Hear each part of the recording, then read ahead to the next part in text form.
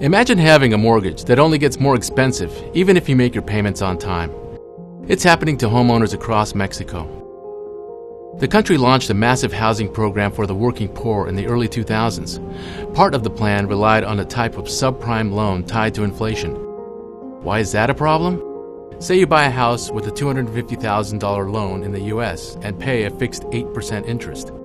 Over 30 years, you would pay a total of about $660,000. Now say you buy a mini casa in Mexico and you borrow 250,000 pesos with the same 8% interest rate.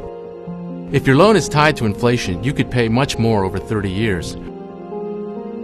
Why is the Mexican system different? To boost lending in the late 1990s, Mexico promoted the UDI, a specially created accounting index tied to inflation. The goal was to stabilize lending markets when inflation was high. This was considered essential because investment was drying up all over the country. The UDI-based loans protected investors, but they crippled home buyers when wages didn't keep up with inflation. Why did borrowers agree to this?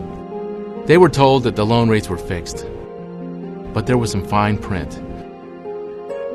The loans were priced in UDIs, and the supposedly fixed UDI amount had to be multiplied by an UDI conversion rate for payment in pesos. That rate would go up nearly every month to match inflation. Many buyers say they weren't told about the UDI conversion, and that rate didn't just apply to their monthly payments, it also applied to their principal because the original loan was in UDIs. Here's an example. Let's say your monthly payment was fixed at 1,000 UDIs when you bought your home in 2000, and the UDI index at that time was 1. You multiply the UDI by the UDI index to get the actual peso amount due. By 2005, inflation had jumped 36%, so your payment also rose. After 10 years, the UDI conversion rate reached 1.7. That pushed that 1,000 UDI payment even higher and drove up what you would owe if you sold your home. It was a crushing burden for workers barely getting by.